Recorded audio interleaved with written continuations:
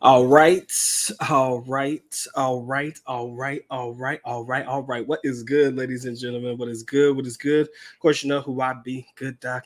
Dr. Mike TV, back again. Once again, you already know what it is, baby. Instant classic in the making. First time to the channel, guys. Subscribe and notify and do all the good things to make yourself well versed in the Good Doc's content. All my good stuff shall be listed in the links in the description area below.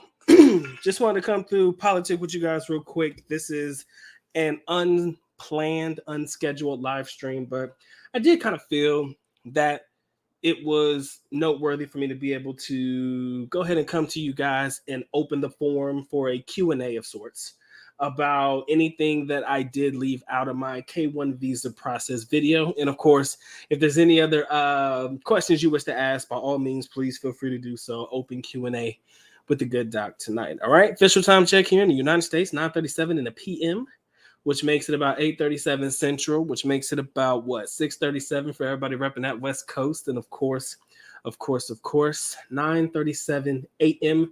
Philippine Standard Time. Wherever you guys are reporting in the world today, madaming salamat salahat, and thank you guys for joining the Good Doc on this particular live stream today.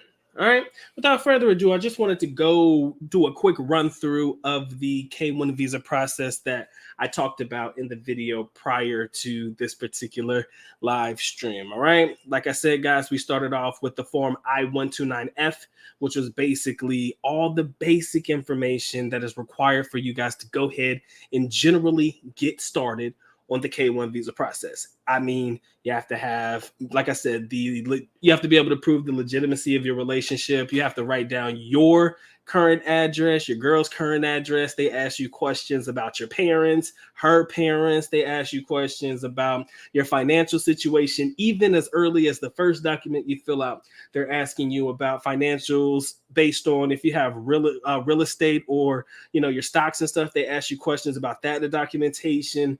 They ask you to put together a form with the intent to marry, right? So you, the fiance, and then her, the fiance, each have to put together a letter that shows your intent to marry. It each has to be signed.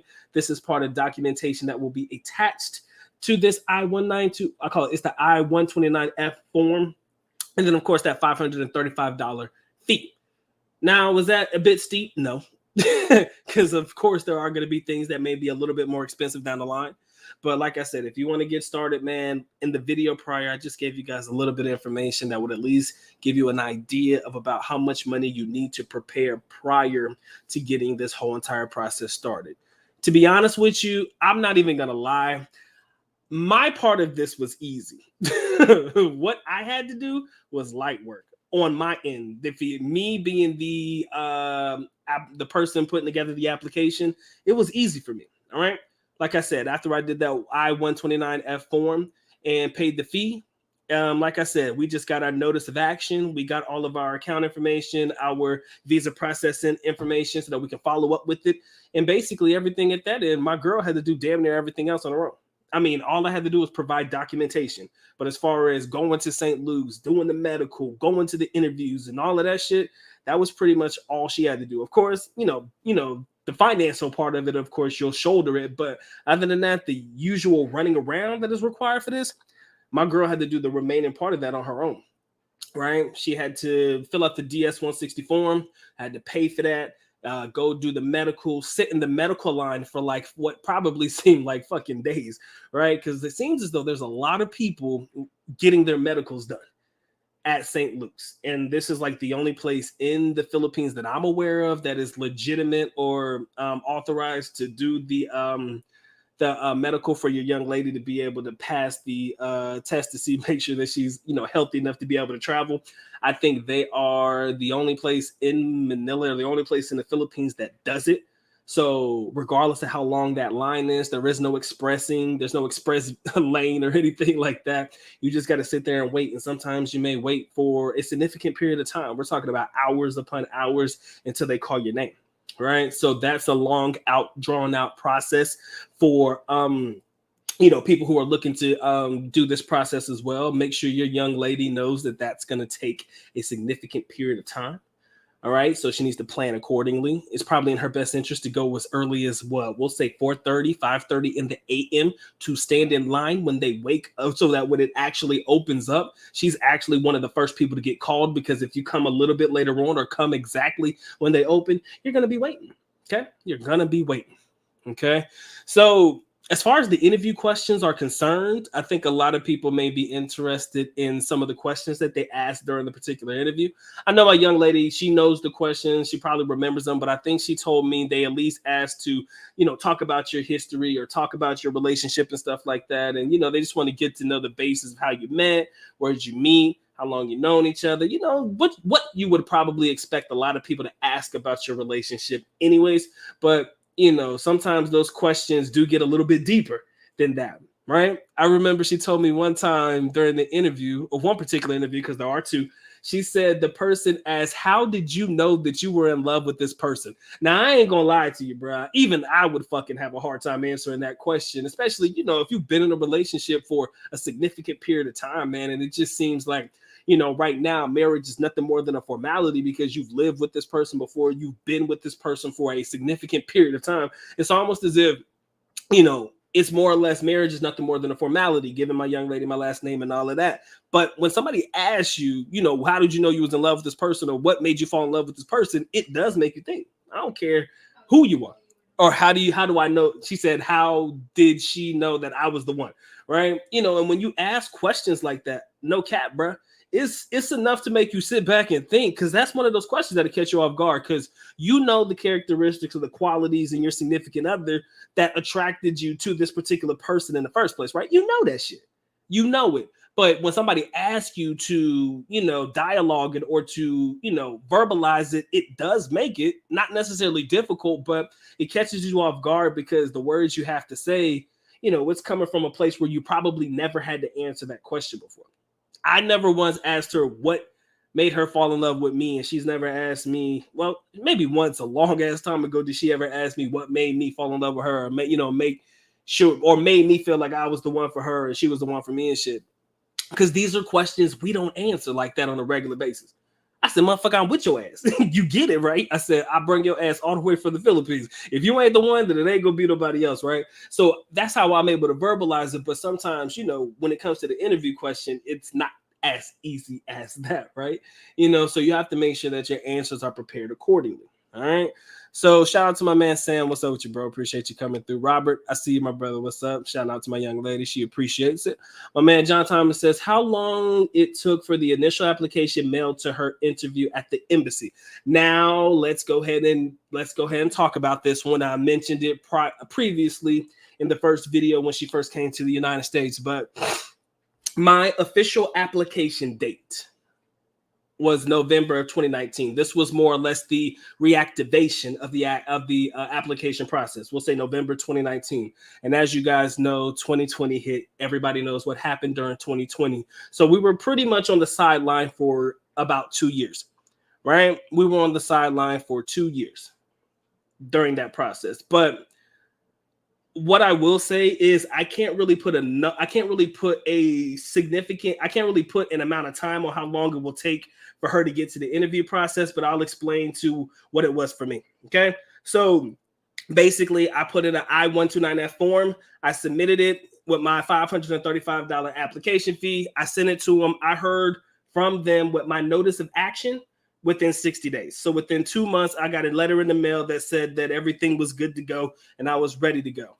Now, what tends to happen is now you have to wait for the process to open up for the interview, or you have to wait for the place. Is it the MVIS? I can't remember exactly what it's called. Huh? NVC. What is that? It NVC? Yeah, something. Yeah, the National Visa Center. Yeah, you have to wait for the NVC, the National Visa Center, to send it to the Philippines for her to be able to open up for the interview process. Now, this is one thing I want you guys to take into consideration. We had started our process in 2019. You have to understand the significant backlog of applicants that they have to cater to first. Now, I want you to imagine me and my young lady were part of the 2019, early part of 2020 batch, right? So if somebody was applying during the 2020 year or the 2021 year or the 2022 year, before they're able to interview, they have to take care of all of the applicants that are backlogged. So us in 2019, we got taken care of relatively quickly. So when it opened up around February of March of 2022, they opened the doors for the 2019-2020 applicants to be able to set up time for interviews. So I would say if the pandemic had not happened, I would want to say, and I'm just being conservative with this, right? You would have been here in 2020. I would have said that the interview process probably wouldn't have taken longer than 3 to 6 months for her to be able to do it. Now, again, filling out the DS-160 form and also going to and doing the medicals and all of the stuff that she had to do prior to the interview, you know, that's what you would want her to take care of before she even remotely thinks about scheduling an interview, because she has to make sure that she has all the information and documentation needed for her to go to this interview. Now, what does that documentation entail? A lot of your financial history, ladies and gentlemen. It entails a plethora of your financial history, W-2s, banking information, pay stubs. I mean, they ask you for damn near everything. You know, your transcripts from when you paid your taxes for the last like 3 years. I think I gave 2019, 2020, and 2021, you know, as part of her documentation packet, right? The young lady had to bring in a shitload of pictures. You know, she put together a little baby scrapbook and shit, you know, of our relationship together, you know, being in college together and all of that shit. So that pack is going to be extremely thick. And like I tell you guys all the time, I would rather you have and not need than need and not have, right? So it's always a good thing to over prepare. It's always a fantastic thing for you to tell your young lady to over prepare. Prepare as many documents, pictures, anything that could prove the legitimacy of your relationship. She needs to have that, right? I don't give a fuck what it takes. I don't give a fuck how much it takes. Everything is needed. So I would say that had everything gone smoothly and we didn't have to deal with the CV and all that good shit, she would have been here probably about the end. If we started November of 2019, I'm pretty sure by November of 2020, she would have been here. So the process probably wouldn't have taken longer than a year. And that's me being conservative on the time. All right. So from the time that we filed our information and she did all of her medical stuff, I'd probably say about 3 to 6 months before you are able to set up that interview with the US Embassy. All right. Shout out to my brother Derek. What's up with you, man? Appreciate you locking in. Words are weapons. What's going on? He said, my thing is, how can you trust them not to leave you once it's done? My brother, let me tell you something. That's always a great question, because there's always a lot of guys that have this stigma about, yo, you bring your girl to the United States, she's going to leave you and all of that shit. It does depend on your young lady's mindset. That's number one. It depends on what her genuine purpose of herself coming to the United States is. And it does depend on the period of time that you've known your young lady before you actually bring them here. There are a lot of guys out there in these streets right now who have met a bitch for fucking 2 weeks and they're already thinking about bringing her back to the United States, right? We know a couple that have been on and off for a year, right? You know, back and forth to the Philippines for maybe 1 year or 2 years, and they're already under the assumption that they're ready. See, with me, what a lot of people don't understand is this motherfucker live with me, okay? We live together. We know each other. I know what pisses her off. She knows what pisses me off. I know what challenges we go through. She knows the challenges that she's going to go through with me. We've been through that, right? So the longevity of the relationship, I mean, she had plenty of times to leave me prior to this, and I had plenty of times to go ahead and cut it off prior to this, right? But again, like I said, how do you know that she's not going to leave you when she gets here? You know, the green card situation, you know how long that process is too. Before she can even become a citizen of the United States, I believe she has to be living here for at least 5 years, right? So the fact that you got to be with this girl for a significant period of time, be around her, take care of her, whatever you need to do, that green card application, she's not even going to be a full-fledged citizen for at least 5 years. So you mean to tell me she's going to sit around and, you know, what do you call it? Just, huh? Pretty much. I mean, I don't know, man. I think that pretty much it's gonna be a waste of time if she cuts out now or whatever the fuck. A lot of people like to think, but for me, like I said, man, it does depend on how well you know your relationship, man. I will say that. It depends on how well you know it. Now, I get it, guys. I understand. Doc's not perfect. Nobody's perfect. And, relationships change over time, blah, blah, blah. I know that everything's good in the beginning, honeymoon phase, and then it switches and transitions and shit. I got that. I understand that that's also a concern for some people as well. Again, relationships take time, and damn, that motherfucker take work. You got to put in work for it. So if you're not willing to work for it, chances are, you're probably going to deal with a young lady that's going to use and abuse you just for her to be able to get to the United States, bring all of her fucking cousins, relatives, and shit to the United States or your dime or whatever it may be, and get fucked in the ass. It could happen. But again, you have to be selective with who you choose to be with. And man, if you do not give yourself an opportunity to really get to know this person before you start making any decisions about taking them out of their home country, then, you're kind of you're really hurting yourself. You're really doing a lot more harm than good if you don't give yourself a chance to get to know her while you're there.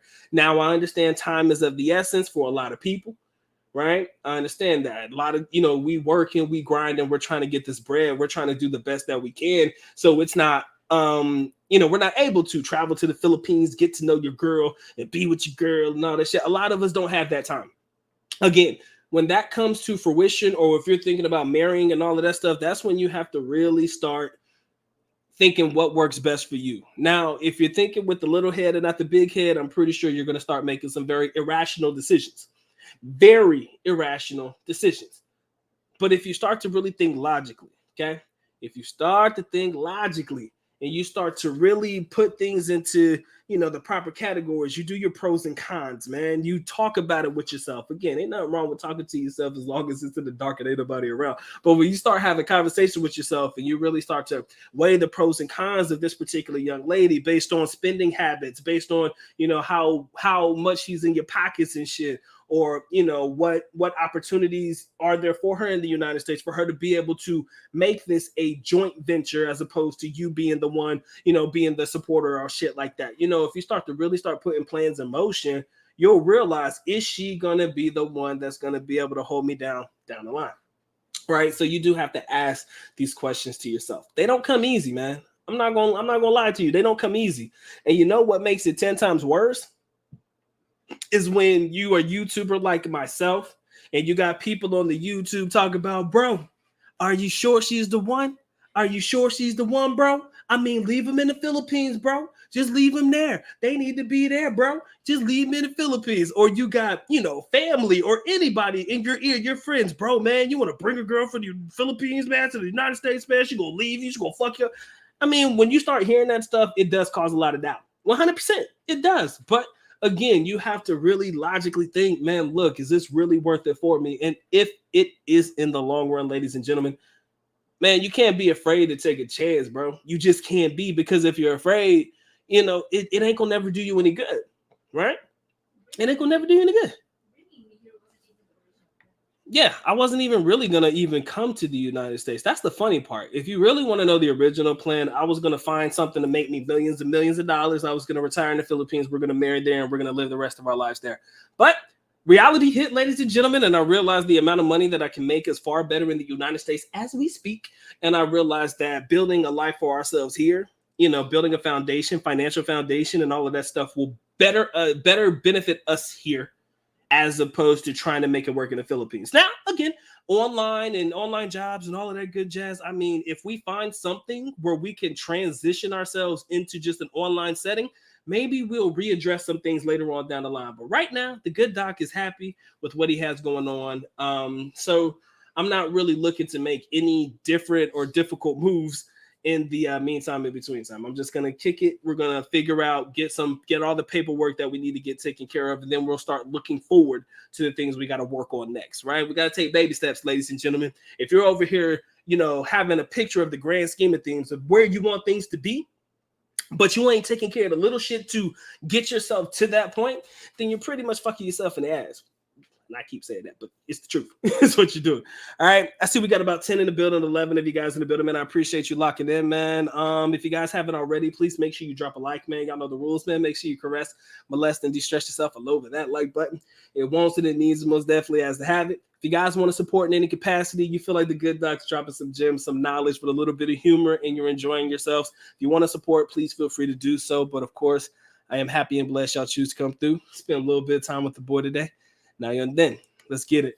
He said you can use a credit card to pay it too. Yeah, you can use your. I use my credit card to pay for everything. Yeah, everything that we took care of in the visa process, man. Except the initial fee. Let me start there. You can use your credit card to pay the initial fee. The 535 application fee with the I-129F form. You can do that. I didn't do that because they were asking me to write my credit card information on a piece of paper and all of that shit. There was a whole section in there for my credit card information. What I did is I ended up paying it was a cashier's check. Yeah, a money order or a cashier. Yeah, it was a money order. I'm sorry. I ended up going to the Food Lion right up the street and I got a money order. Actually, I had to get two of them because the first one could only be a maximum of 500. Then I had to get another money order for 35. And they tell you if you're going to issue a money order, you need to write it to USCIS, blah, blah, blah, blah, blah. And you need to, write the information correctly. They give you all that information in there. So, yeah, you can use your credit card. Everything after the initial pay, the thing that I used the money order for, the first form, I paid for it all on my credit card. So yeah, all good, man. All good for me. So yeah, you can use your credit card. And do I encourage it? Yes.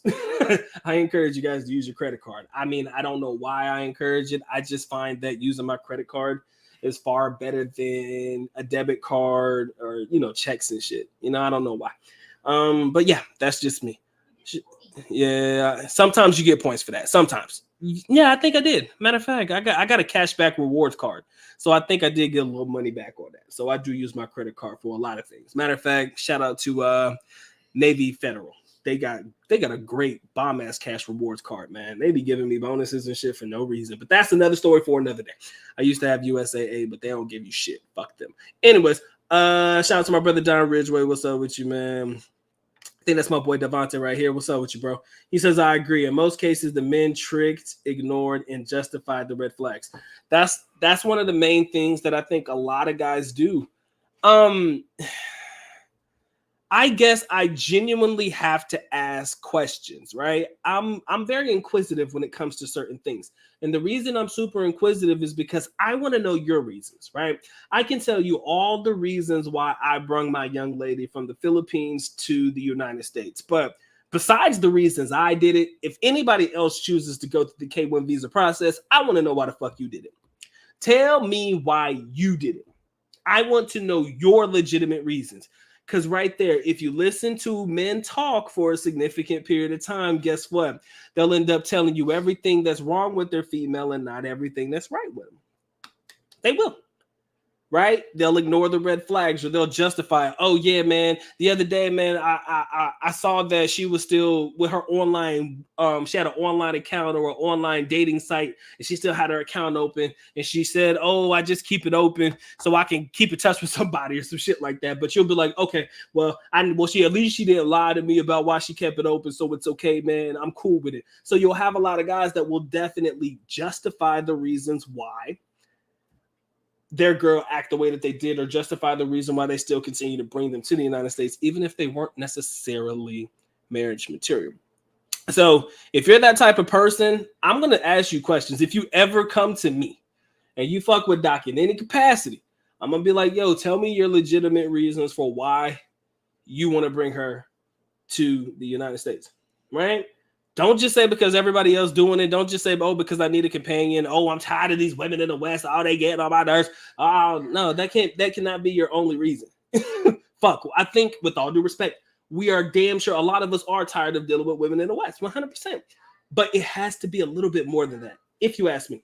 All right? It has to be a little bit more than that. Because if you're out here justifying the reasons why these girls act up, cut up, and do the things that they do, I can't help you. All right. My man says Philippines is a great country, but I'm not sure about raising kids there. Wow. That is a great conversation to have. I don't see an issue with it, but I do say that my kids are going to be going to the best of the best fucking schools that they have in the country. I'm not sending my kids to no bullshit schools. Okay. I don't care what the tuition is. Now, if your kid's going to these more prestigious, and I put that in loose terms because it's only prestigious in a place like the Philippines. If you're sending your kids to great schools in the Philippines, or, schools that produce quality candidates in the workforce or whatever it may be, that's different.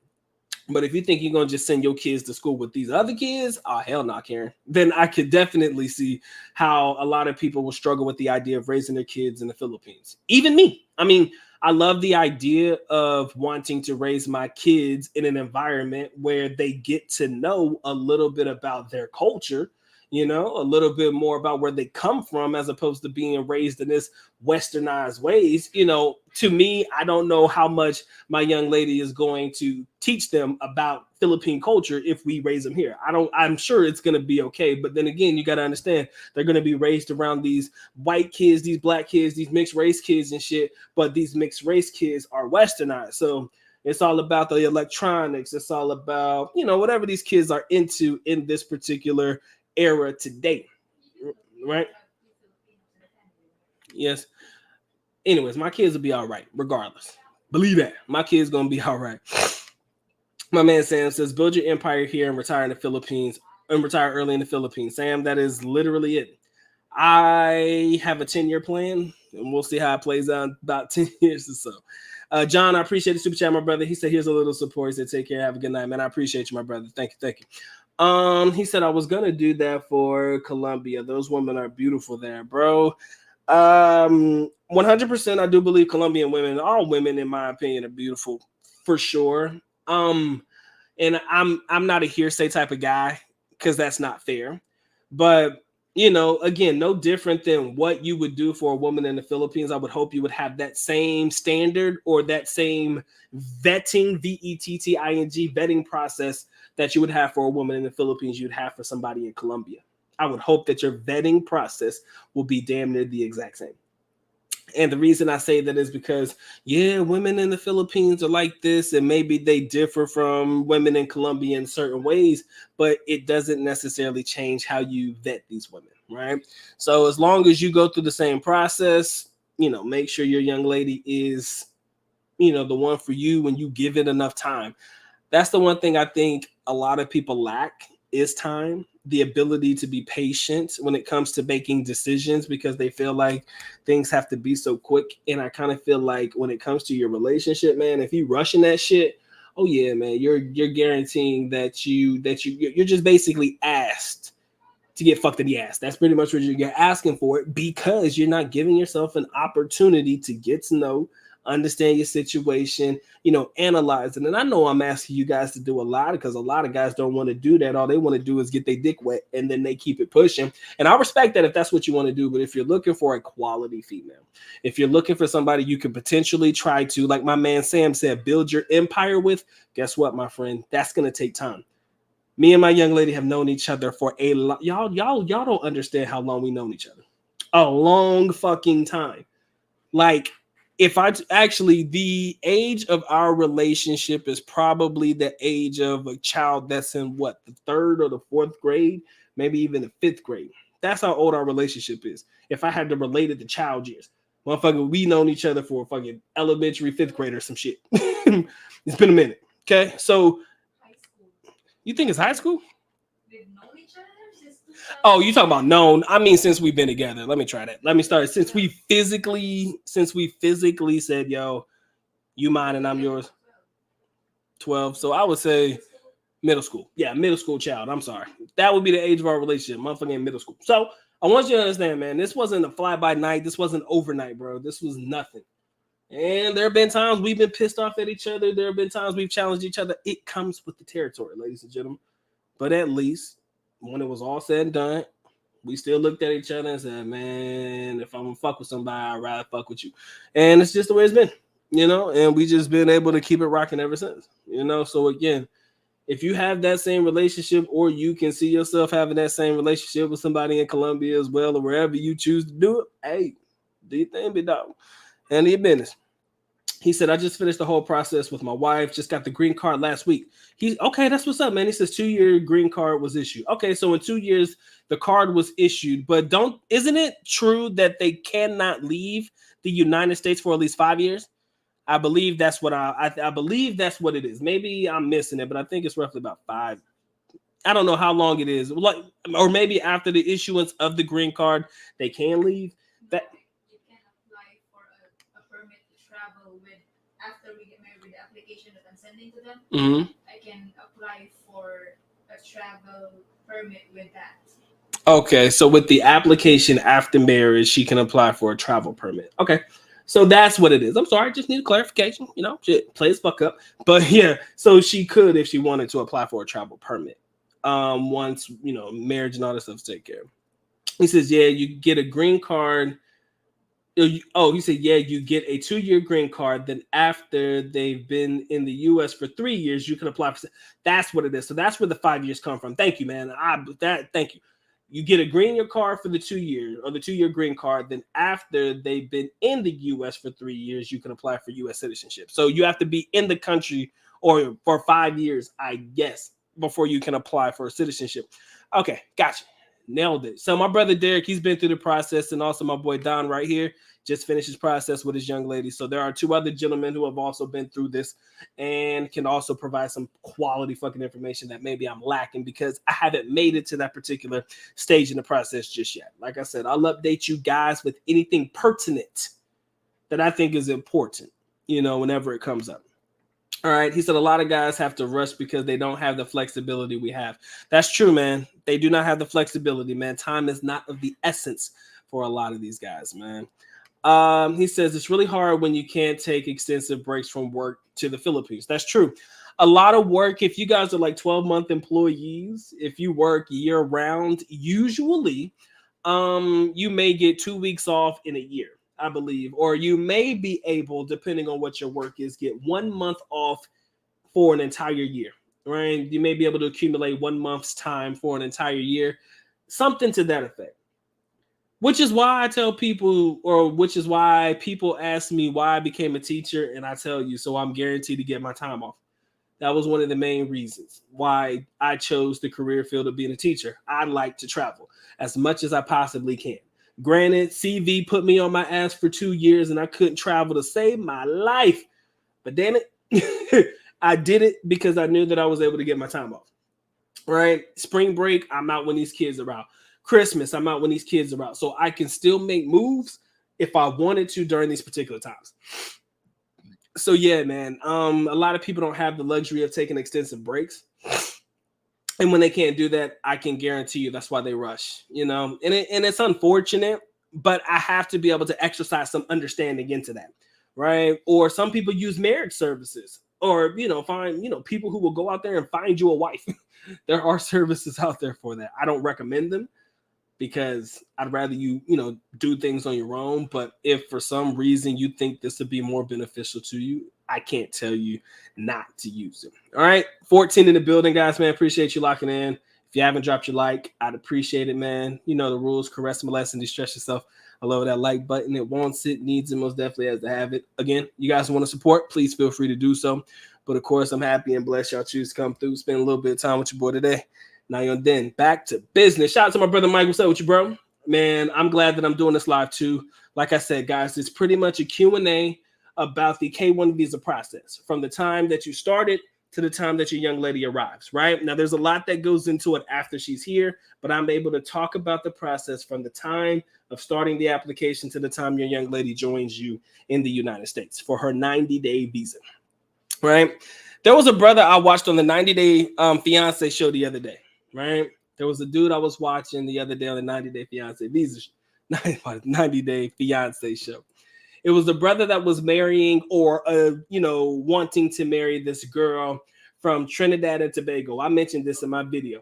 This dude here only was with that girl for 7 days. He got hit with the same situation with me and my young lady where we couldn't see each other for a couple of years, that whole CV shit.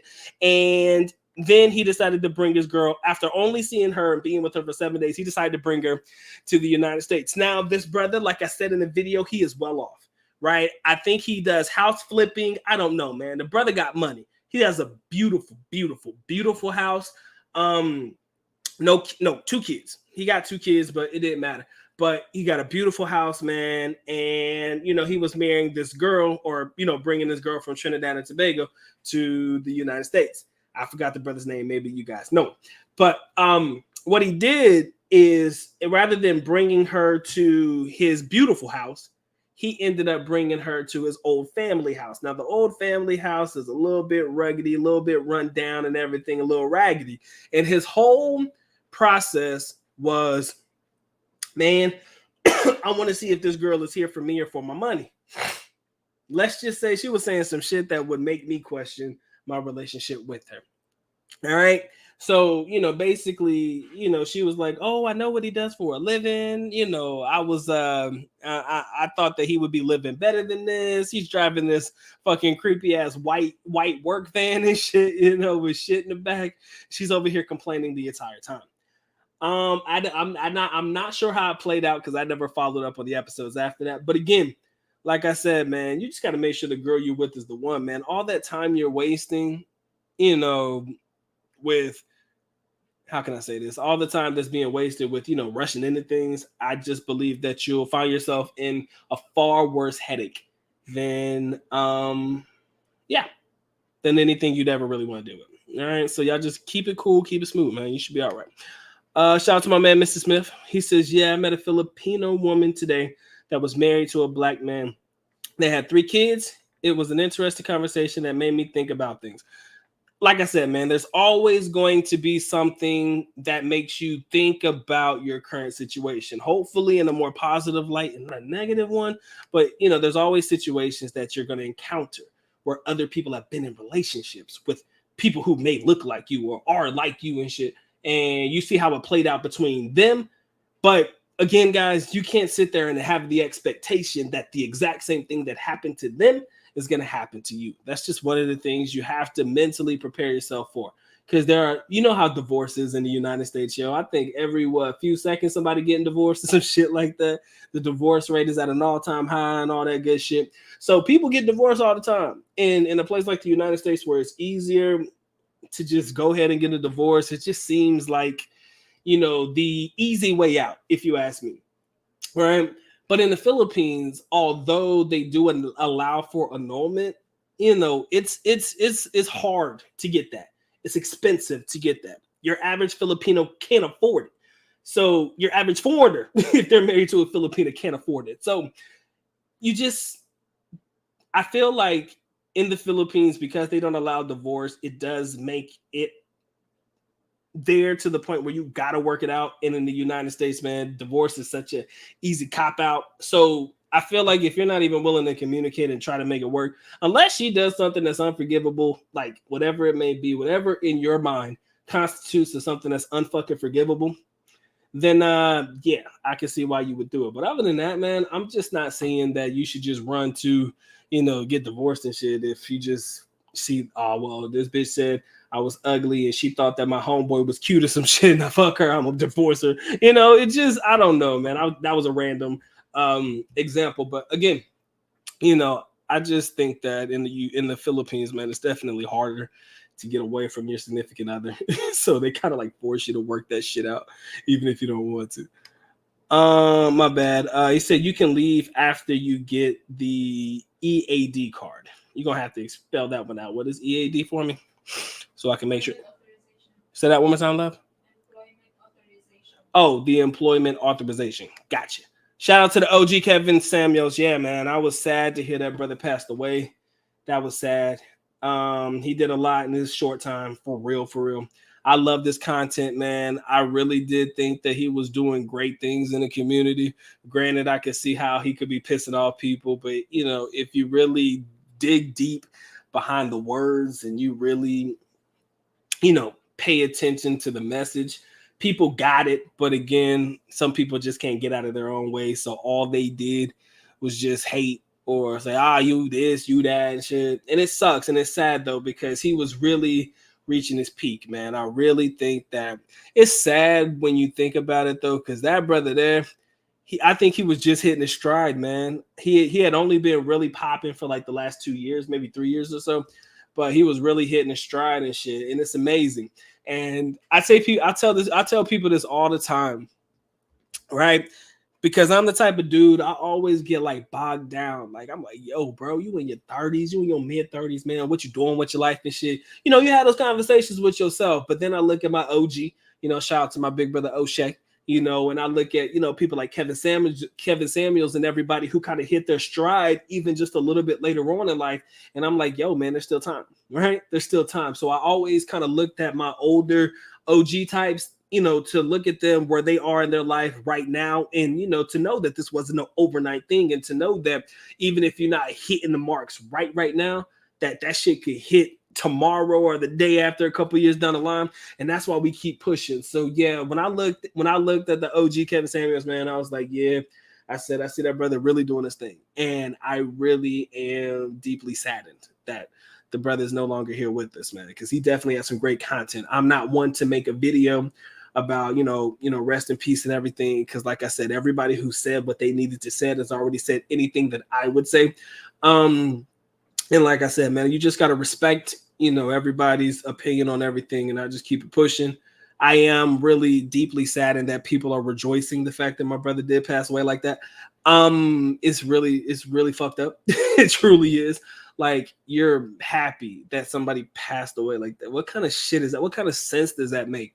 So if you died tomorrow, you would want people to rejoice the fact that you passed away? Like, that's kind of how I think about it. And I do get in my feelings a little bit over some shit like that. Like, yo, how y'all happy that just because you didn't agree with what he said about you and your people, you're happy he passed away? Like, come on, man. I think that's bullshit. But again, I'm gonna just reserve that and let everybody else have that conversation. I'll just keep that one to myself. But yeah, he said, Doc, have you gotten anyone staring at you when you're in public with your lady? If they are, I'm not paying them any attention, bro. You know, we don't get stared at like we would in the Philippines, though. Nowhere near that. Nowhere near that. No, in the Philippines, bro, it's like every day. Every time we go somewhere. We don't have that problem at all. If we do, I honestly can't tell.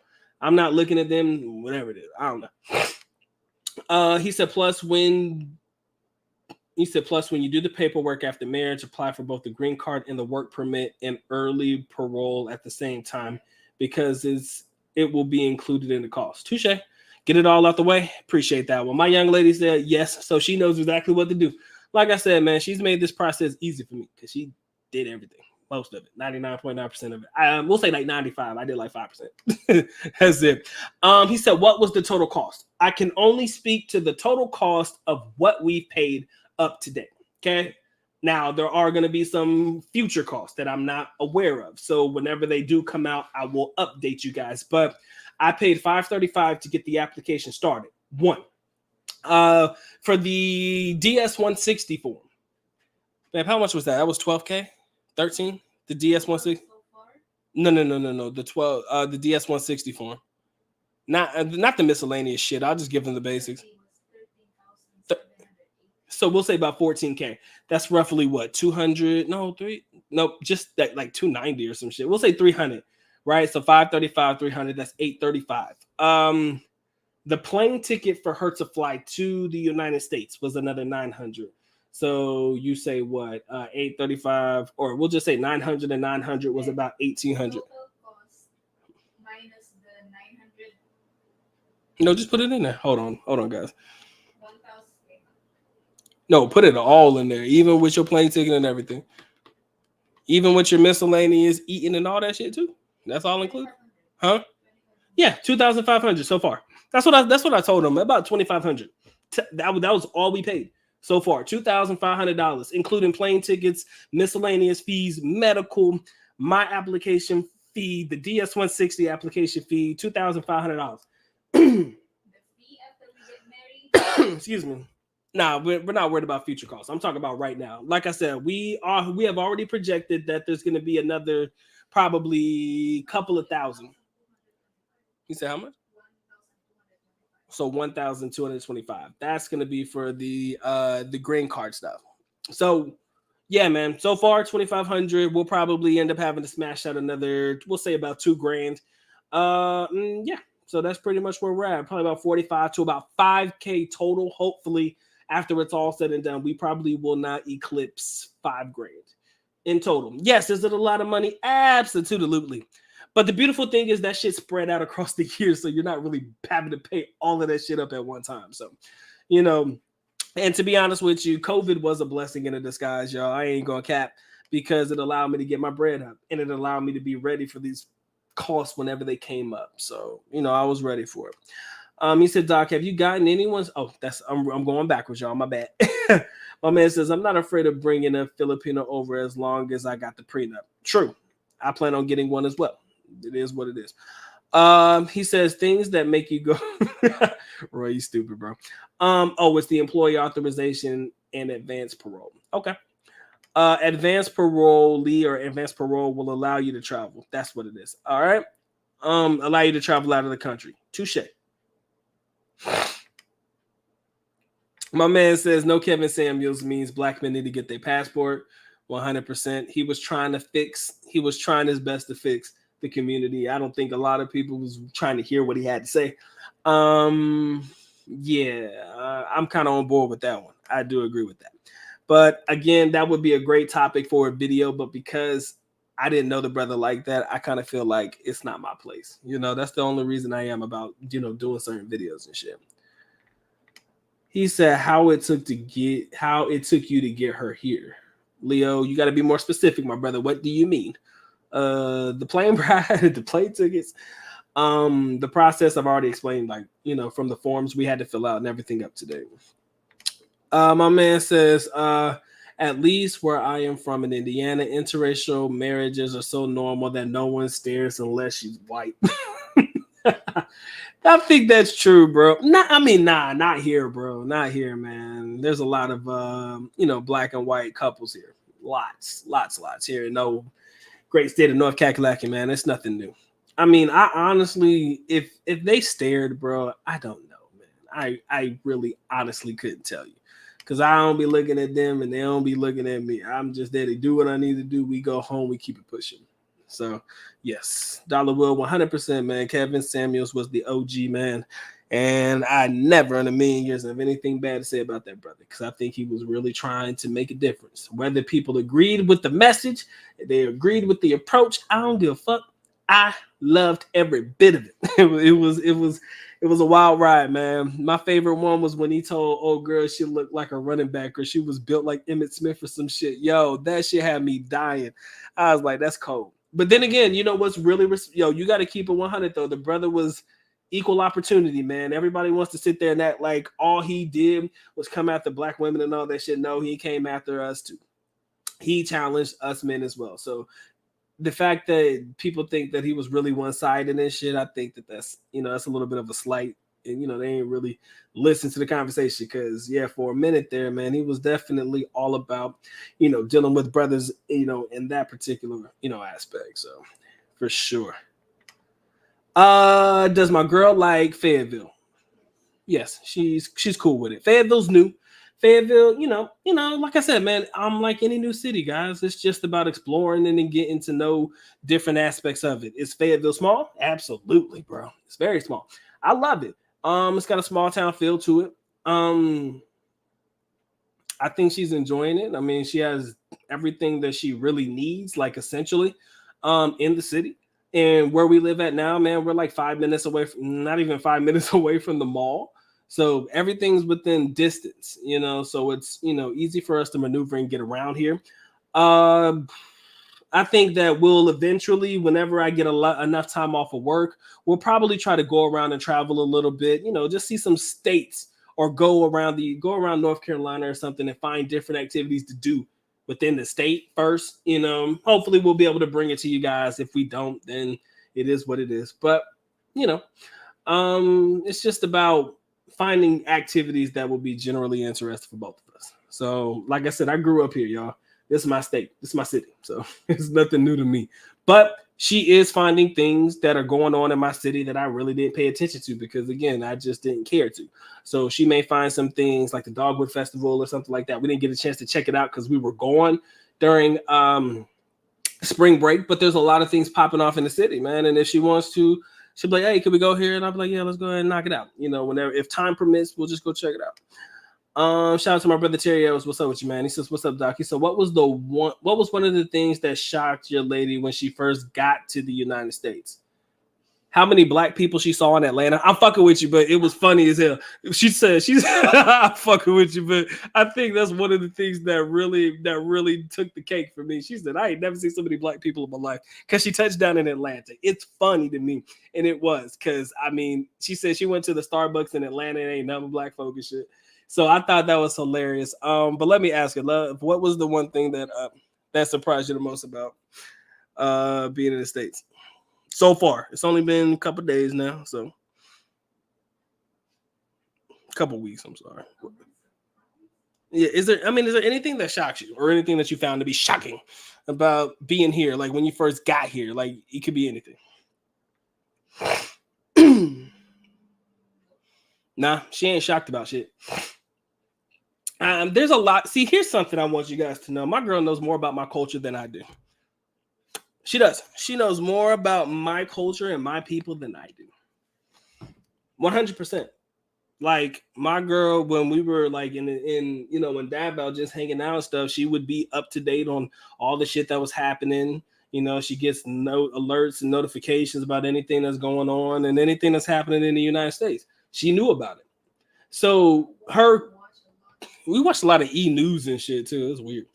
Anyways, there's a lot of things that we kind of been through and, things that she's seen online. So there was nothing that really shocked her. And that's why when people ask me, they'd be like, Doc, babe, you afraid to bring her to the States? I said, no, because she know more about my people than I do. Yeah, people do be acting. They do, like, that shit's funny as hell. They do be acting like when you bring a girl from the Philippines to the United States, that girl grew up in like straight up bookies and shit in the jungle or something. Like she ain't never known what a TV was. Like she ain't, like the first time she saw a smartphone was when she moved to the big city or some shit. Like, yo, it's not that serious for us, at least. Again, for some people, they may be shocked by the bright lights and stuff. I refuse to take her to New York. I do. I'm gonna get over that one day maybe, but I don't fuck with New York like that. If any of my brothers are from New York, much love to y'all.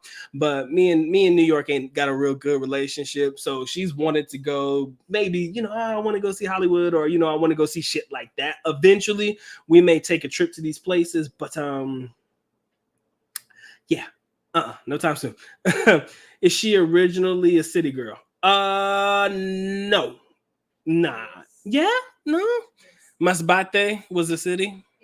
It's a big ass city. Masbate is where she's originally from, and then they moved to Surigao del Sur. Surigao del Sur is a little small, but originally, yeah.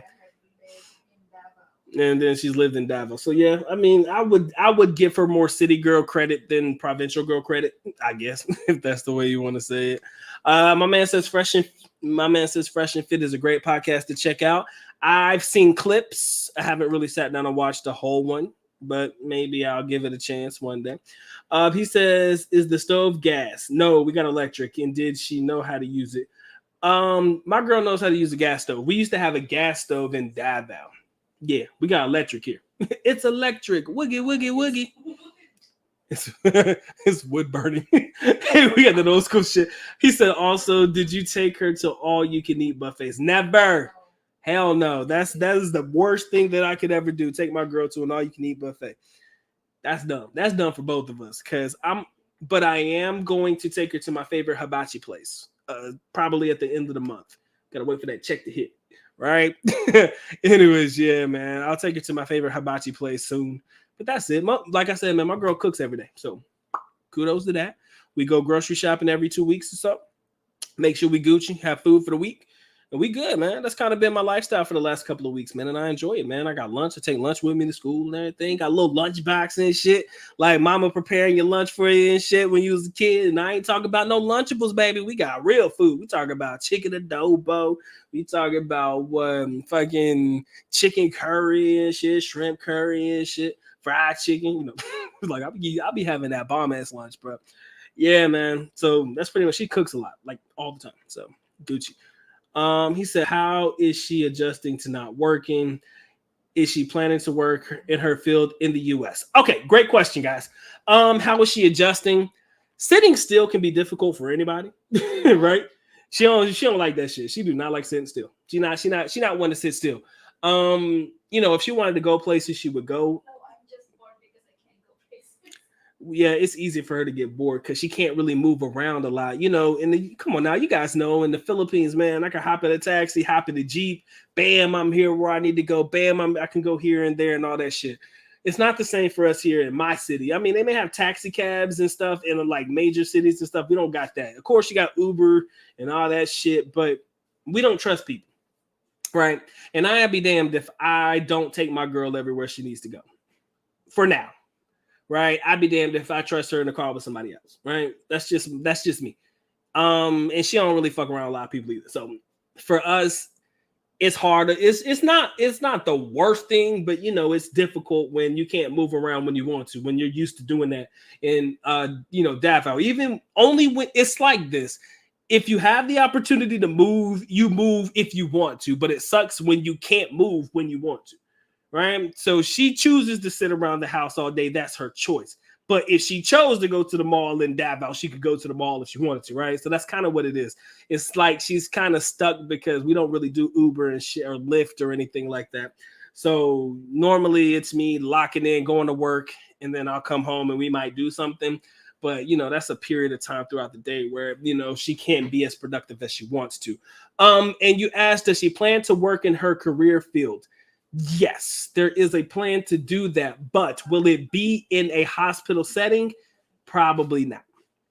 She plans to work in her career field in some capacity, unless something better comes along. But yeah, it probably won't be in a hospital setting. So we'll just, like I said, when that time comes when we can really start putting forth the effort to really focus on, what she's really going to do, we'll address that one accordingly. He said, how did your dad respond to the move? I know he married a Filipina, right? Yes, my father is married to a Filipina. My stepmom's Filipina. My dad asked the same question all the time, man. If you're ready, you're ready, man. Fuck it. Don't waste time. That's what he said. He said, if you're ready, you're ready. Don't waste time. That's life. That's pretty much life. He's straight to the point. He knows how long I've been with him. Man, he's fucking up my video. Anyways, he knows how long we've been together, so it's kind of like at this point, life is nothing more than a formality for me and my young lady, man. Oh, how are the driving lessons coming? She's only had that one in the golf cart, bro. Yeah, she's only had that one. Eventually we'll probably sign her up for like driving school, but I don't even think she can get into that shit until she gets like the paperwork and documentation. I don't know exactly what documentation she would need, but we'll sign her up for like a driving school or some shit. Cause I can't teach her, y'all. Y'all know that was just me being funny. Like, I really can't instruct her to do shit. Right? Yeah. Say hi, motherfucker.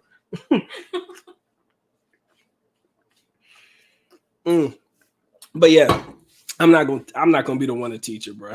I can't teach her. Gotta let the professionals do that shit because they gonna be in that driver's ed car, that white one with the little student driver sticker on the back and shit. Yeah, she gonna be in that car. Y'all ain't using my shit, Yeah, that's what we're gonna work on later. And at least if she gets that, she'll be able to maneuver around a whole lot more. So, she'll be able to, drive and take herself places. So that'll be cool. But yeah, man, we got 16 in the building, man. I appreciate all 16 of you guys locking in, man. You know the rules. Don't act brand new. If you haven't already dropped your like, man, y'all make sure y'all caress, molest, and distress yourself over that like button. It wants it, it needs it, most definitely has to have it. If you guys want to support in any capacity, please feel free to do so. But of course, I'm happy and blessed y'all choose to come through. Spend a little bit of time with the boy today. Now and then, back to business as usual. Guys, look, man. The K1 visa process, it's not a hard process.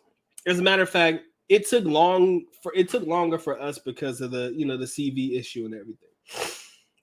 The only thing that really stopped us, had that not happened, she would have probably been here already for like 2 years, if not longer, about 2 years or so. So for us, man, we're just taking it a day at a time, man. That's pretty much what it is. Just taking it one day at a motherfucking time around here. My man says she can sign up for driving when she gets her. Oh shit, she already got her SS card, bro. She already got that. He said you can get the card when she comes. Yeah. We already got her SS card. That's nothing. He said, but after you get married, you can change the last name. Oh, and it's free of charge. Fact. So she can actually sign up for driving school with her social security card. Yeah, you might want to Google that. You can ask them, can you sign up with your social security card? Because, like I said, man, yeah, you should Google that now. Matter of fact, I'll sign you up for a class, man. But I got it. Damn. If I think they got one coming in June. If they got like a June class, you could take that one like right when I'm out of school and shit. So it'd be easier for me to get you to and from there and shit. And usually those class, well, actually, yeah, the class ain't never like 3 weeks or something like that. It's like a 3 week class, maybe even shorter if you do it through the DMV. Again, guys, man, the more you know, man. Shit, I'll put it in the class, man. Let her get a driving lesson on and shit. He says, I know now why you were so chill about getting back to the Philippines during the pandemic. You had something else bigger in the works. Yeah, man. There was a grand plan. And I figured people would pick up on that eventually, right? Because everybody was like, damn, Doc, your girl in the Philippines, bro. He's like, shit, you really acting real coy about being able to get back to the Philippines, man. Like you act like you ain't excited no more and shit. I was like, yeah, I kind of had an idea that there was a high percentage chance that she would beat me coming here before I would be able to go there. Like there was a high percentage chance she was coming here before I went there. So, and it's cool, man. Like I said, man, I live in one day at a time, man. I enjoy my life, man. Me and her, we just enjoy each other's company, man. And I think that's the big thing, bro. That's the big thing. You got to be able to enjoy your young lady's company, even when she get on your fucking nerves. Like if you can't like somebody even when you pissed off at them, that's a problem, right? So you just that's why we can sit here and stare at each other for a minute and we still make it work. It's just who we are. My man says, don't forget the state ID. Can she get a state ID now? That's something. Can you get your state ID now? Fuck! What you playing for? Why didn't you tell me? I didn't know that. It's not like it's available on the weekdays. Oh, it's only in a weekday thing? Well, why didn't you tell me that? Shit, we would. How does it close at 4? Well, if you tell me where we could get it from, can I? Well, I can't do it for you. You gotta be there probably. Anyways, yeah, man. Like I said, guys, when I'm busy on the weekdays, usually by the time I get off work, those offices are closed. So, boo. But yeah, man, we'll probably get the state ID too. Like I said, when I'm working, man, it does make it difficult to be able to make those moves on a weekday. But once I'm finished, man, I'm all in, man. He said you need that and the I-94 form, I think. He said, but they might make you wait for the green card. Yeah, that's probably a possibility. It's all good though. Hey, look, I'd rather them tell me no to my face so I know, or tell me, yo, you gotta wait for this. I'd rather hear somebody tell me. So if that's the case, man, I'll take that. Hey, it's nothing. We'll figure it out. That's life. He said, I just miss how big apartments are in the United States. Sometimes I feel like I'm in a box in the Philippines. Yeah, man. The apartment we have is really decent. And honestly, I planned on doing a video breakdown. And I don't know why I wanted to do this, but I do want to do this. I planned on doing a breakdown of my expenses of just living here in the apartment that we got now. How much it cost me in rent, all of my additional miscellaneous fees and stuff per month, and compare it to, the square meter of the apartment, all of that good jazz, and compare it to the Philippines. If you were going to rent out like an apartment roughly about the same size, you'd probably pay, I want to say, you would probably pay more than what I'm paying now if we were to have the exact same size apartment in the Philippines. But you know what's funny though? Like in our apartment complex, I joke a lot with my girl. Because I swear that I saw some Filipinos in the apartment complex. I'm 100% sure there's probably some Filipinos that live around us. 100% sure. And I was like, damn. When I first walked in, I shit you not, I said, I wonder how many Filipino families we could fit in our apartment. Like dead ass. I was thinking like, yo, we got a nice living space. It's a pretty decent size. That's good for one family. Each bedroom could have a family in it. I mean, it's a pretty decent sized apartment. So I was kind of like, man, you could probably fit a pretty decent amount of people in here because Filipino families, man, they very rarely separate. So I was wondering how many families you could fit in one apartment. And although it was a joke, though, it does speak to it speaks volumes to the square meterage or how much square meter you have access to in the United States as opposed to how they build their condos and apartments and stuff in the Philippines. So yeah, it is kind of small, like a shoebox, and it's probably going to be difficult for me to be able to go back to that. Now that I think about it, I mean, I can live good anywhere. I don't really have no problem with that. I adjust accordingly, but it might be difficult for me to go back to them small size apartments though. After getting used to this particular type of apartment living.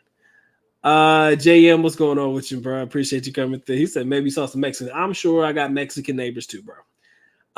Shout out to all my people who celebrated Cinco de Mayo. I didn't get a chance to celebrate it, but I wish that I did. I should have bought some Coronas, put them shits with some lime and call it a night, but I had other shit I had to do. I had to actually take care of some school shit, so I didn't have a chance to really get to celebrate it. I'm glad that I didn't, because I probably wouldn't have woke up and made it to work the next day if I really wanted to celebrate it, how I was able to do so. All right. Anywho, ladies and gentlemen, 15 of y'all, if you haven't dropped your like, man, I'd appreciate that one. Unless you guys have any other comments, questions, or concerns, I will gladly let you go on about your business. But I just want to clock in and make sure that everybody's gotten a piece out, said everything, asked everything that they wanted to ask. Do we go out for nightlife? We're not social people. I'll start there. We're not social at all. We're not social people. We will eventually do some nightlife shit. It's been raining, and like I said, I've been busy. So we will eventually figure out this nightlife shit. But as far as going to clubs and dancing and stuff, maybe not. But we haven't had an official nightlife. In the Philippines, our nightlife consisted of going out with some groups of people that we fucked with, right? That would be the time that we would celebrate our time at the nightlife. Or foul play. That was one of our favorite places to go hang out if it was just me and her.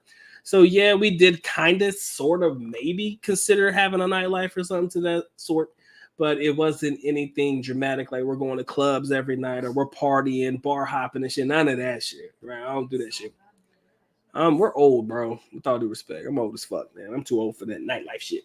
But if I can go to a club or like a lounge and do some hookah and shit and just listen to some live band and shit, I'll do that. Like that's fun. Like if you consider that part of nightlife, if I find it where I'm happy and comfortable with going to certain places, then we'll do it. But other than that, man, I really don't do a lot of that nightlife shit, especially here in the States, man. It's just never been my thing.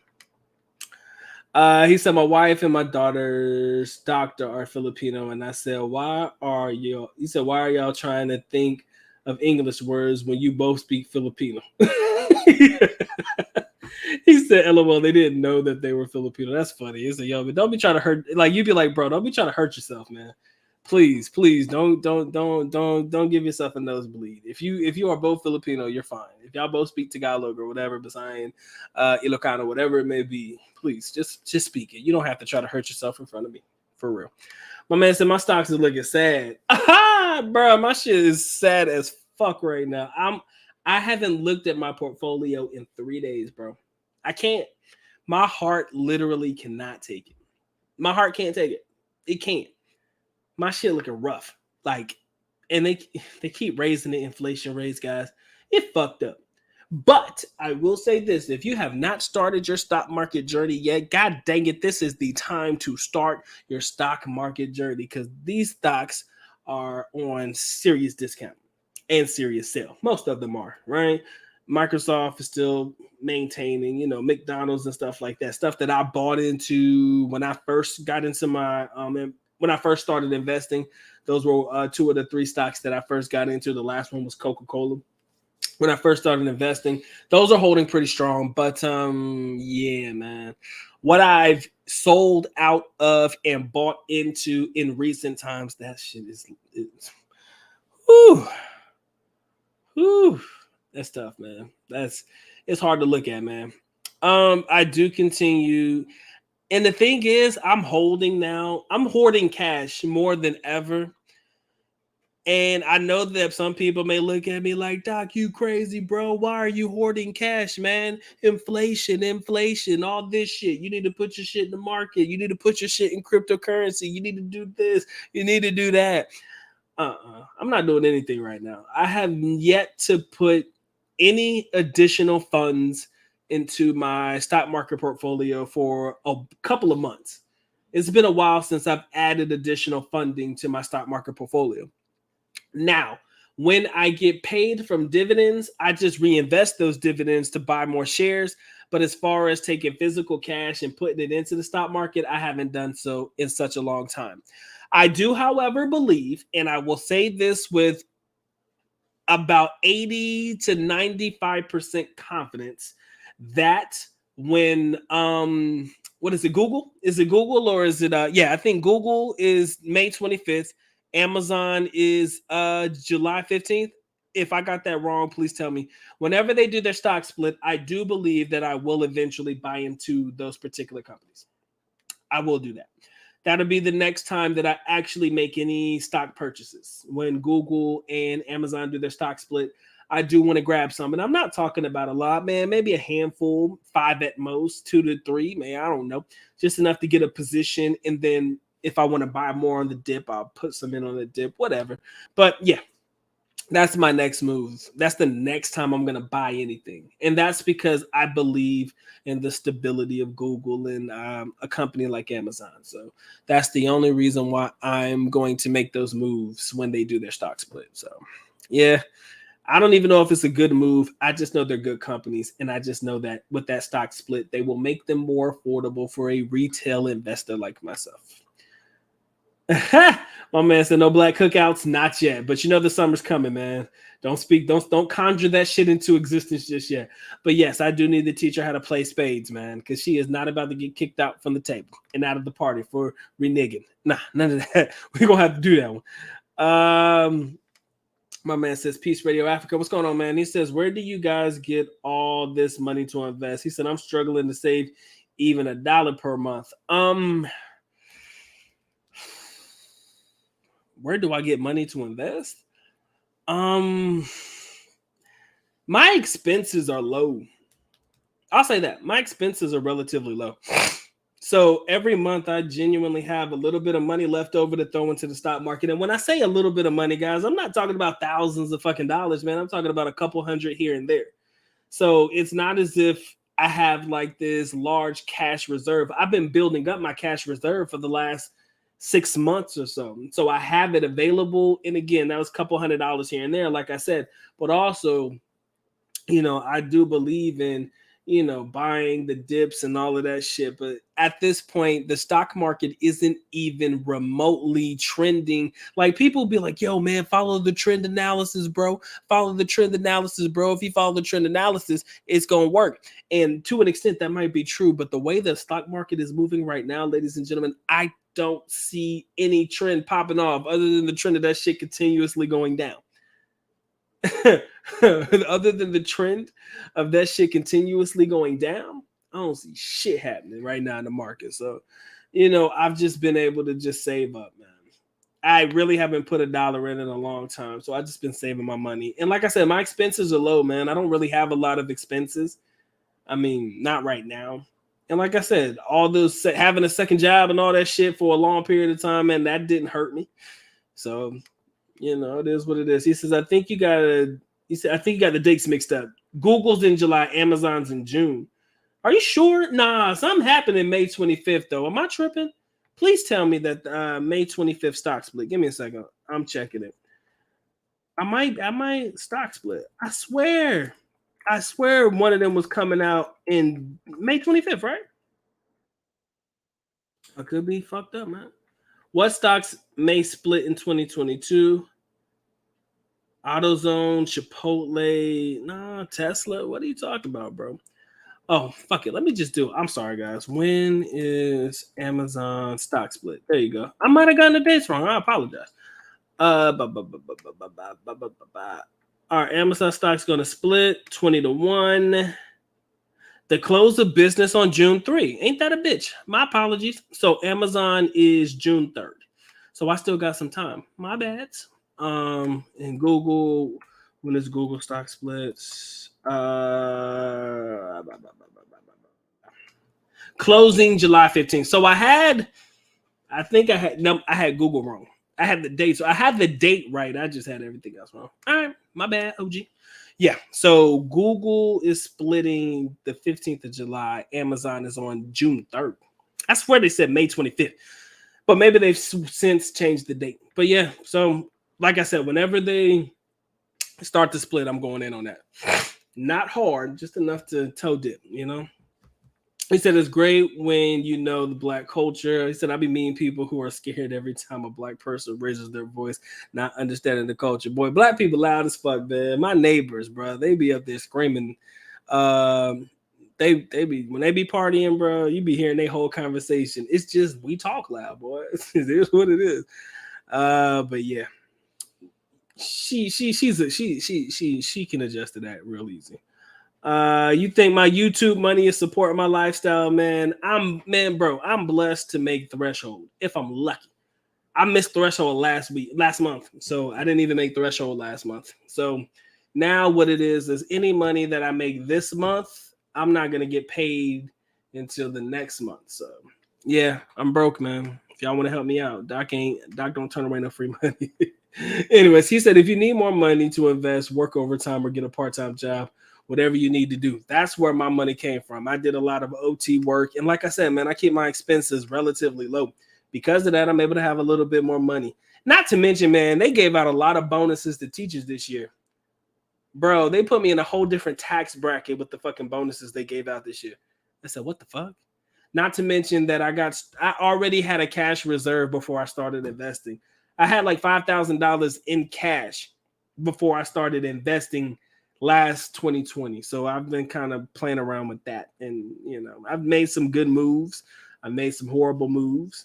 Right now, stock market's tits up and I'm afraid to buy the dips. Not necessarily afraid to, I just don't want to invest any more money in these companies. So I've opted to just hold. I'm not scared money don't make money mindset. It's just more or less, let me hold this cash because there may be something better on the horizon. Maybe there's a business or something that I can get into where that money's going to come in handy, So there's still, like I said, you got to keep your mind open to different opportunities. It's not just the stock market. Stock market is long game, right?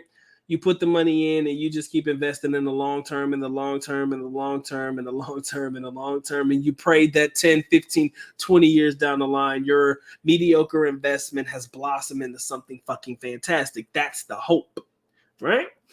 But there's just it's hit and miss, man. It's hit and miss. So I think that I would rather invest in something that's going to generate me cash on the spot. I do believe in, I love the stock market. It's dope. It's nice. It's good to get into. Cryptocurrency, I love it. Like I said, I think cryptocurrency is literally going to retire me and my family. Real talk. Like I've invested heavily into some cryptocurrencies. I'm sorry, just one. You already know which one that is. And I'm thinking that's going to be the one to retire me. So if it doesn't, oh well, I put in the time, effort, and money. It is what it is. It'll just sit there until it does make something of itself. But outside of that, man, I just believe in, just keep on the grind, man. Why do you think that a lot of the stuff that I do, man, although it's fun, I just kind of stick it out with, oh, my light went out. My bad, y'all. That ghetto shit. It be fucking up all the time, y'all. But yeah. My man says you don't have to buy the full stock. You can just buy partitions of stock if you can't afford them. I usually like to buy my stocks by the share. So if I can't, like I said, if Google over here, it might actually blown. Yeah, it probably blew. I'm sorry, y'all. I don't know. Jesus probably telling me it's time for me to get off this damn thing. But anyways, let me go and get through this. But anyways, usually when I buy stocks, I buy full stocks. If I can't afford it, I won't buy it unless I can get a full share. That's just me. Google and Amazon, I never really thought about investing in them at all until I heard that there was a 20-to-1 stock split. At that point, I was like, you know what?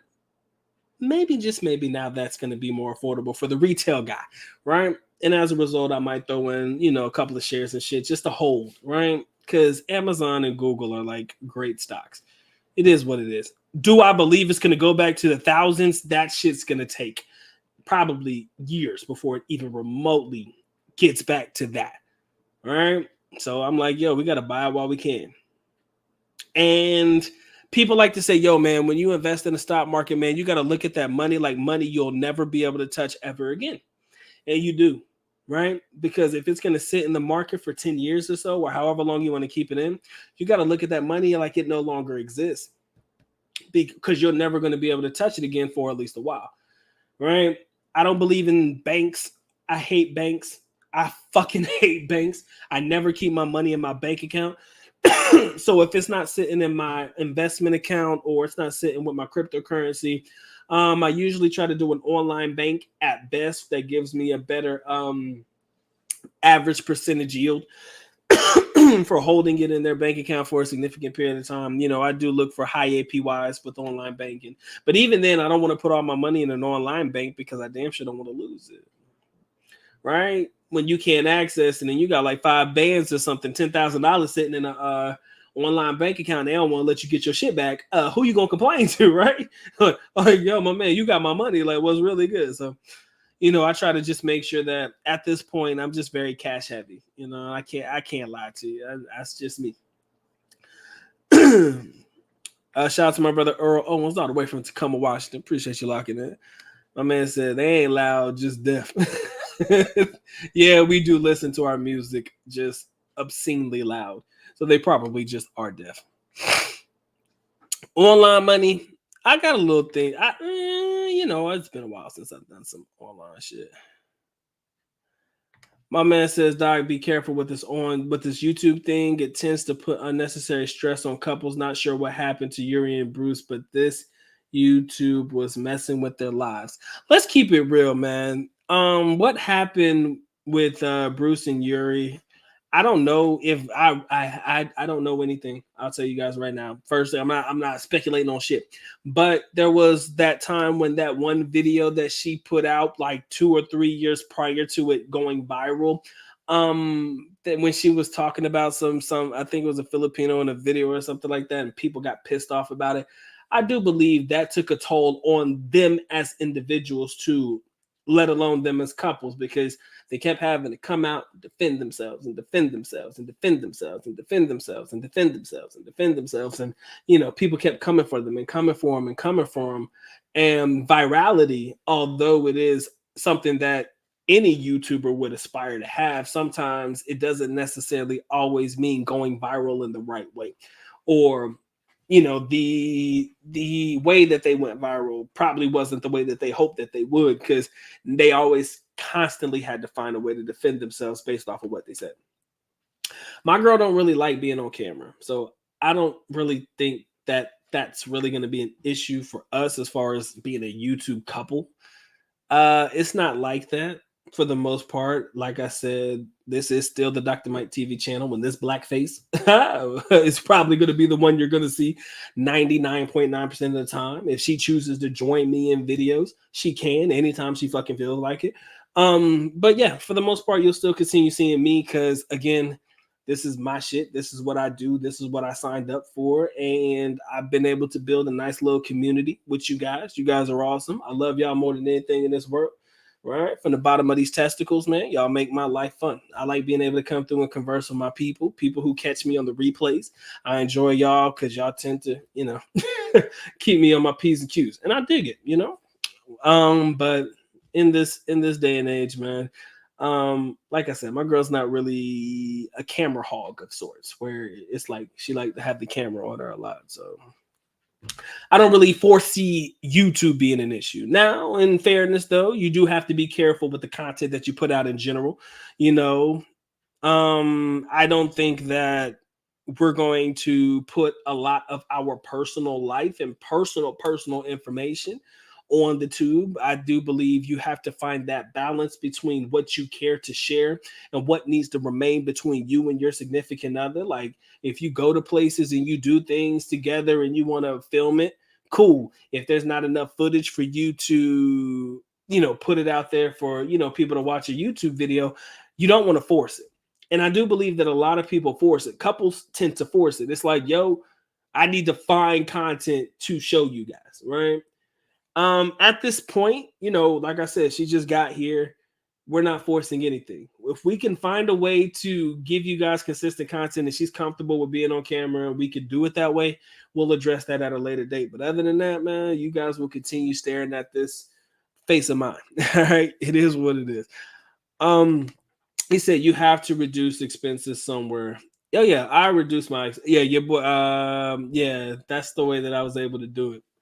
My assets outweigh my liabilities 100%. So I've been able to be blessed enough to, how can I say this? Be able to have extra money put to the side because I don't have a lot of expenses. Like I said, the apartment, the expenses that come with the apartments. What else do I have? I'll tell you exactly what my expenses are. Housing payments. Then of course I got gas, electric. Sorry, I say gas and electric, but electric bill, my internet bill. Those both come in under $100 every month. So that's light work.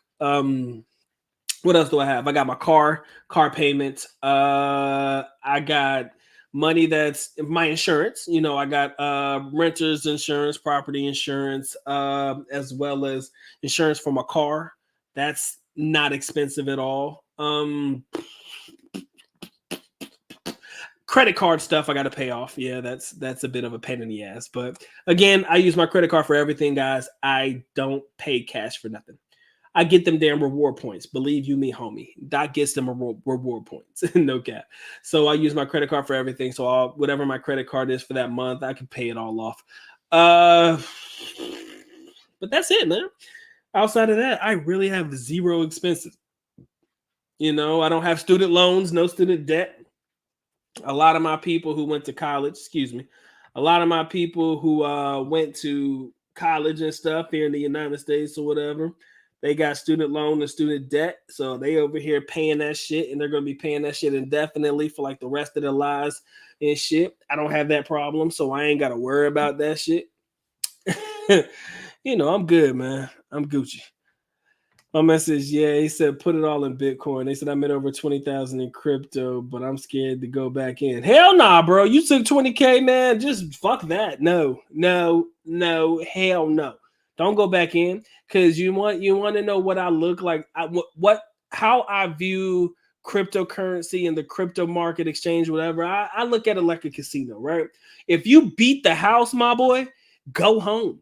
20 bands is fucking amazing money, bro. It's amazing money, right? Do you really want to go back in again and try to test your luck again to see if you're going to win? Because, hey, man, it's still 50-50. 50-50 chance you come out on top, 50-50 chance you lose. But I ain't want to push my luck. If I got 20 bands, man, I'm going home. I'm taking my ball and I'm going home because that's good money. Something where you can now put that into something else. Now, what I will tell you that I would do if you want to, I go back into this toe dip shit, right? I got 20,000 that I made, and I assume that's 20,000 in profit. If you want to, put 2,000 back in there and let it sit and see what happens, right? Because if you only lose that 2,000, or you never really end up losing all of it unless you wait until it fucking bottoms out to fucking zero. You never really lose all of it. But if you put 2,000 back in, see how it plays out. Work it from there. I mean, I wouldn't overdo it because you try to put that 20,000 back in and you start losing it, you're gonna goddamn have a heart attack. Because I would, right? So I don't think it's necessary. My man says election day is approaching on the 9th. Chaos all over the Philippines. I am sure of it. Thank God I'm not in it. I have lived through 2 elections in the Philippines, and I didn't like either one of them, man. First of all that littering, man.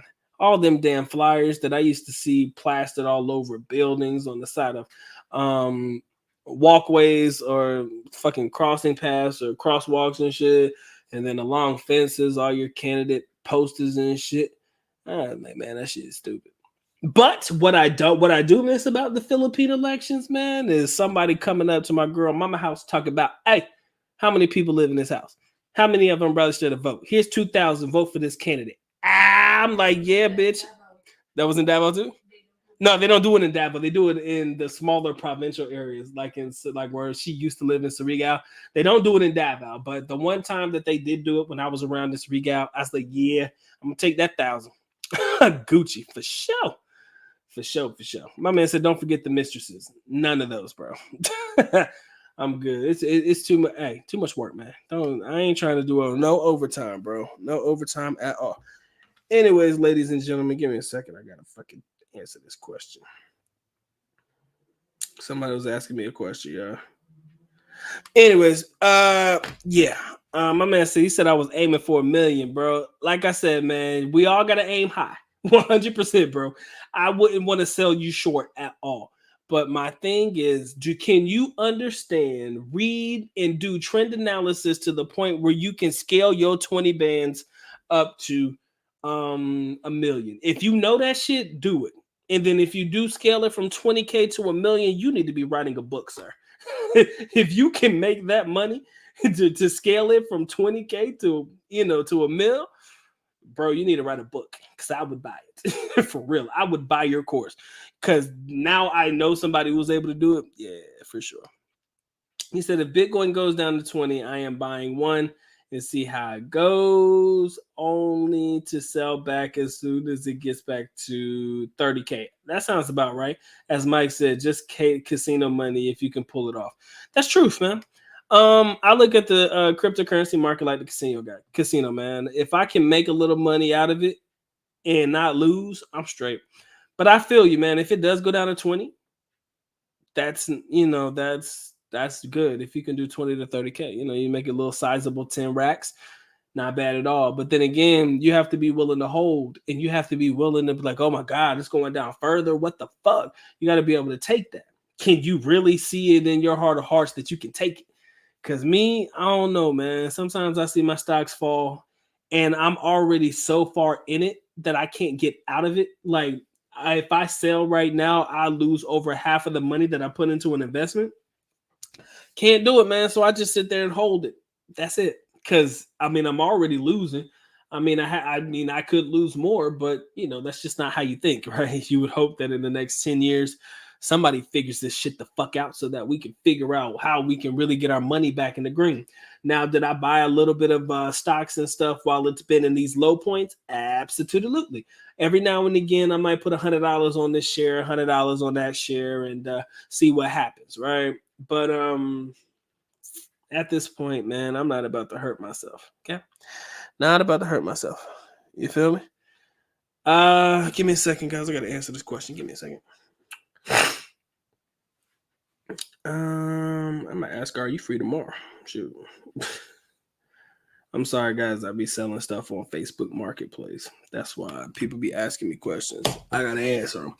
But yeah, I'm not gonna hurt myself, man. I'm not gonna hurt myself, and I'm not gonna cry about it. Hindsight's a bitch. Let's go ahead and let's talk about that real quick. Hindsight is a biatch, right? Because when the stock starts to go back to where it was, and you're like, damn, man, I wish I would have bought more when it was $10. Now it's up to like $20, man. If I would have bought more at 20, I would have doubled my money. Hindsight's a bitch for everybody. I got that, right? It's the same rules for me too. But in reality, you can't predict the market, right? We can't do that shit. No matter how hard we try, we can't predict the market. We can't predict it at all, right? And because we can't predict it, we just gotta find a suitable buying point for ourselves. And if it falls significant enough in value that you feel like you can add more shares to it, you got to believe in what you get into. I remember one time particularly, and I'll share this with you. My favorite stock at one time was what was it? AbbVie. I call it AbbVie, but it's AbbVie, AbbVie, right? When I first got into it, I bought it at $100. I'm not going to tell you the time frame because that was the early part of 2020. $100. Then it dropped down to the 90s. Bought some more. Then it got down to like the 80, 85 range, and I was getting mad. I was mad as fuck. I was like, yo, man, this shit ain't going nowhere. This motherfucker keep falling. I'm getting pissed. I keep putting money in this bitch. It ain't going nowhere. Fuck this stock. Fuck it. I woke up one day and that motherfucker shot up to $100. It was like at 88 to 100 It jumped from like 88 to about $100 overnight. My eyes got big as fuck. I said, "What the fuck is this?" And what had happened was, that was towards the time of the year where they announced their dividend declaration, that they had increased their dividend declaration. It went from like 1.18 to like 1 point whatever it is, man. It was, I think it was just last year. Last year when whenever they gave out their dividend declaration, that's when it shot up and people started buying into it, because people are like, oh my God, they didn't cut dividends. They're increasing it, and they're increasing it by a significant amount. Yo, we gonna get rich, bitch. And about that time, that's when I realized that, yo, this is something to fuck with for real. And so I held it and I ended up selling it for a decent amount of profit over time. I did get all the way out of my position. And I started buying into stocks that pay me every month, right? I kind of got upset. I was like, yo, man, I don't want dividends that pay me quarterly. I want dividends that pay me every month. So I started looking into dividends that pay me every month. And once I found the two that I really wanted to rock with, I ended up getting out of all of my great positions, y'all. We're talking about Johnson and Johnson. We're talking about Pfizer. We're talking about AbbVie. We're talking about McDonald's. We're talking about Coca-Cola. I got out of all of them just to invest all of my money in the two dividend paying stocks. Now, I do have some growth stocks in there. Of course, Apple's part of that process as well. And yeah, that was just a decision that I made for myself. Was it the greatest decision of all time? No. Do I wish I would have kept those positions that I had? I don't care, because I'm thinking about the stocks that are paying me every month, right? So, that's kind of where I stand now. I can only invest in stocks that pay me every month. The only stock that doesn't pay me every month is Apple. And I'm telling you right now, I think I might get like $2 every quarter whenever Apple pays out, because their dividends are shit. But it's such a great growth company that it's just stupid for you not to have Apple stock. I may not use Apple product. I may swear off Apple product for the rest of my life. You ain't going to see me with no MacBook Pro. You ain't going to see me with no MacBook Air. I ain't going to have no iPhone. I ain't going to have no iPad. I ain't going to have no iPods. I don't believe in that shit. But I'd be a stupid motherfucker not to have Apple stock, right? Come on now. Genius. Every time I see y'all out there with your phones, I be just doing a Birdman hand rub, because I'm like, y'all bitches making me money. Every time I see somebody with an Apple iPhone, I be just rubbing them hands together. I did a poll in my class the other day, and 50% of my kids own Apple products and refuse to buy any other product. I said, yo, as long as they keep dropping iPhones, man, Doc gonna keep making it rain. Please believe. So it's kind of been my mission since. I'll never buy Apple stock, but I will invest in Apple. So, like I said, I made great moves. I made horrible moves. At the end of the day, you got to be willing to live with the moves and the decisions that you make. And that's just me. All right. Anyways, ladies and gentlemen, I appreciate y'all locking in, man. I've talked enough. Sorry for keeping y'all on here longer than you needed to be. Hope you guys enjoyed the show. You already know what to do if you did, man. Drop that like, man. Share it. Do whatever you need to do in order to get right. All right. So shout out to all my people. First of all, I got a shout out to the silent partners, the individuals in the background who just sit there and listen to me and say nothing. Right. For some reason, you guys make this channel you guys are more beneficial to this channel than you'll ever know. All right. So I appreciate y'all. To all of y'all who participate in the chat, man, shout out to y'all. Much love. Because without you, man, I'd be sitting here talking to myself. And although I'm good at that, I'd rather not have to do that. All right. Shout out to my brothers who showed up and showed out tonight. Of course, special mentions to my boy John Thomas for the super chat. I appreciate you, my boy. And also to my man Don Ridgway and my man Derek, who have also been through the K1 visa fiance process, and they could actually provide a little bit more information. And if I have issues, comments, and or concerns myself moving forward, I already know that I got people that I can ask. All right. So, ladies and gentlemen, special shout out to my boy Mike as well, who showed up. Appreciate y'all. And then my man Robert Morris, all of you guys who participated in the chat, man. Devontae, I see you, bro. Appreciate y'all. I call you Devontae because I know your name. But yeah, man, I appreciate you guys showing up and showing out, man. It's been a great one. Apple brand loyalty, my boy. We gotta love it, man. Apple for life, man. Apple keeps us healthy, man. An apple a day. Y'all know what it is. Earl Owens, man. Appreciate y'all locking in. Guys, it has been fun. It has been real, but you know what time it is, man. Time for the Good Doc to go and get to getting. So with that being said, ladies and gentlemen, Good Doc is officially out. At least Neko, which means I am going down. Bye-bye. As always, love you guys. Sincerely do. Makita. Mabuhay. Peace.